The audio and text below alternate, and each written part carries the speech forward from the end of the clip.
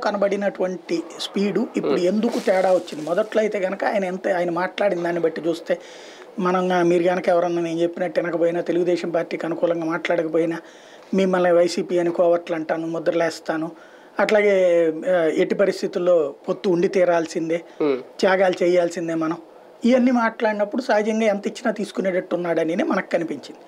అయితే ఆ తర్వాత కాలంలో కాపు సామాజిక వర్గంలో ఒక బలమైనటువంటి వ్యతిరేకత వచ్చింది.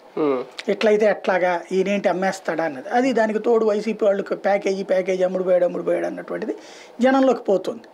ఇది గ్రహించిన తర్వాత వాళ్ళందరూ పవన్ కళ్యాణ్ ముందు ఒత్తిడి తెచ్చింది ఏంటి, అందులో ఎస్పెషల్లీ కుల పెద్దలు కానీ వీళ్ళు, నువ్వు తీసుకో సముచితమైన స్థానాలంటే మినిమం 50, మ్యాక్సిమం 50% అడుగు, పవర్ షేరింగ్ కూడా అట్లా అడిగిన తర్వాత అప్పుడు నీకు కాపులు వస్తారు కానీ లేకపోతే నువ్వు పొత్తు పెట్టుకున్నందువల్ల కాపులు నీ వైపుకి వచ్చే ఉద్దేశం లేదు అనేటువంటి చెప్పాక ఆయనకి ఒక సందిగ్ధత వచ్చింది. ఇవాళ కనుక 15-20 వస్తే కనుక పవన్ కళ్యాణ్కి కాపు సామాజిక వర్గ ఓట్లు ఇక్కడ ఒకటేంటంటే ఓటు పోలరైజేషన్ వేరు, యాంటీ ఇన్కంబెన్సీ పోలరైజేషన్ వేరు, కాపు సామాజిక వర్గ ఓట్ల బదలాయింపు వేరు. కాపులు పవన్ కళ్యాణ్ని 2014లో ఓన్ చేసుకోవాలి, 2019లో కూడా